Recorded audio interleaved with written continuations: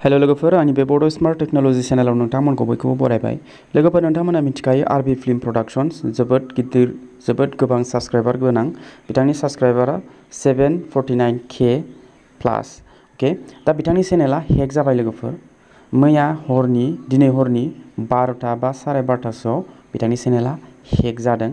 माब्रै हेक जादों, माब्रै हेक खालामनो मोनखो बिथांनि चेनेलखौ, सोर खालामखो, बिथांमोननिफ्राय जेबो इनफरमेसन फैथ'वाखै। बाट आं दा नोंथांमोननो बेखौनो फोरमायग्रोदों।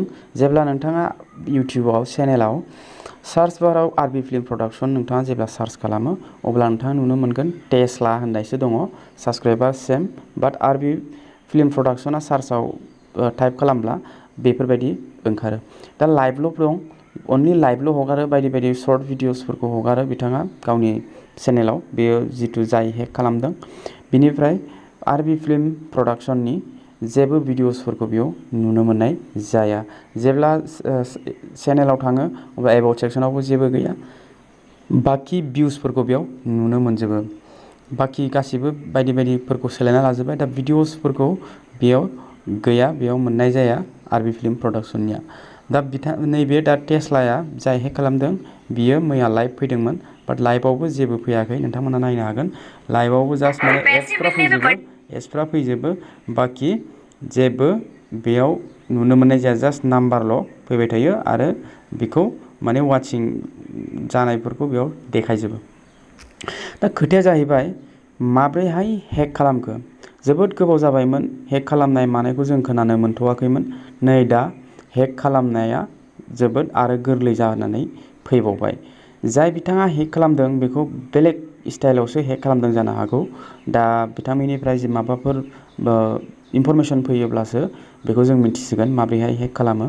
सिगांथ' बेफोरबायदिनो मेसेजनि थ्रु, इमेलनि थ्रु आरो बायदि बायदि OTPनि थ्रु, लिंकआव क्लिक खालामहोनानै हेक खालामनायनि थ्रुयै, बायदि बायदि रोखोमनि थ्रुयै हेक खालामनायखौ जोङो मिन्थिबोदों, खोनाबोदों, नङा होमबा? आरो नैबे दा जे मा ट्रिकआव मा सिस्टेमाव हेक खालामदों बेखौ बिथांमोननिफ्राय मिन्थिबासो जोंबो एसे नलेज बा गोसोआव लानो हासिगोन। दा बिथांमोननि चेनेला फैफिनगोन ना फैफिना, नङा होमबा? दा बेसो मेन खोथाया। दा बिथांमोना जे मा प्रसेस लागासिनो, मा स्टेप लादों, दा बिथांमोनासो दंसै आरबि फिल्म प्रडाक्शना। नाथाय बेनो दा जोंनि गावनि चेनेलनि फेन फल'वार्सनि गोनांथि। बिथांमोना सापर्ट खालामनांगोन बिथांनि चेनेलखौ लाबोफिननो थाखाय। मानो होनोब्ला बेयो फिसा फिसौ चेनेल नङा। आरो दा हेकारफ्रा गिदिर गिदिर चेनेलफोरखौसो टारगेट खालामगासिनो। सिगां फिसा 1K 2K जालाबायनायफोरखौबो हेक खालामलाबायनो चान्स लायोमोन।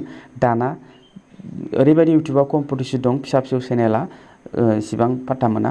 बिनि थाखायनो गिदिर गिदिर चेनेलखौ टारगेट खालामो। लोगोफोर नोंथांनावबो जुदि चेनेला गिदिरब्ला, गोबां 50K बेफोरबायदि साबस्क्राइबार दङब्ला, 40, 50, 60 बेफोरबायदि K साबस्क्राइबार दङब्ला नोंथांनि चेनेलखौबो नोजोर होगासिनो एबा सानसे समाव हेक जानो हागौ होननानै नोंथाङा सानना लानांगोन। एलार्ट जानानै था। बेनिखायनो नोंथाङा जेबो OTP शेयार खालामनाङा, जेबो लिंकफ्राव क्लिक खालामनाङा, थार्ड पार्टि एप्लिकेसनफोरखौ इउज खालामलाबायनाङा आरो बे थाखानाय चेनेलनि मबाइलखौ नोंथाङा राब इउज खालामनाङा। अनलि फर इउटिउबनि थाखायल' दोननांगौ। माब्रैहाय मानसिफ्रा हेक खालामनो नागिरबा मा खालामनांगौ बेखौ मिथिखायो। नाथाय सम लानानै जे माब्रै हरखाबैनो हेक जामारो बेखौ जेब्ला जागोन बिनि उनावसो फस्थायनाय फैयो। बेनिखायनो जोङो दानिफ्रायनो फिसा चेनेलनिफ्रायनो एलार्ट जानानै थानांगौ। मानो होनब्ला नोंथांनि चेनेलाबो सानसे समाव बेफोरबायदिनो गिदिर चेनेल जागोन। बेफोरबायदिनो 70, 40, 80, 90 बेफोरबायदि मिलियन्स अफ साबस्क्राइबारबो जानो हागौ। बेनिखायनो जों इसिबां खस्थ' खालामखांनायनि उनाव बेफोरबायदि हेक जायोब्ला चेनेला, अब्ला बिखाया बेसेबां खामगोन।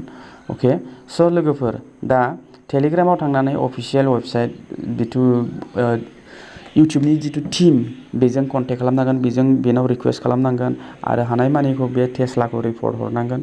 बिनि उनाव मा एक्सन लायो, मा स्टेप लायो, चेनेलखौथ' जोङो नाजायोब्ला पाब्लिकआ, बिनि फेन फल'वार्सफोरा नाजायोब्ला बे चेनेला फैफिनगोन। आदारवाइस बिनि चेनेला फैफिननाय नङा। स' आरबि फिल्म प्रडाक्शननिफ्राय मा इनफरमेसन फैयो, मा खिन्थायो, जेबो बिथांमोननिफ्राय जेबो फैथ'वाखै। जेब्ला फैगोन अब्लासो मिन्थिनाय जागोन। अके लोगोफोर, अब्ला भिडिअआ बेखिनियावनो। लोगोफोर नोंथांमोनाबो एसे एलार्ट जानानै था जुदि नोंथाङा इउटिउबारब्ला।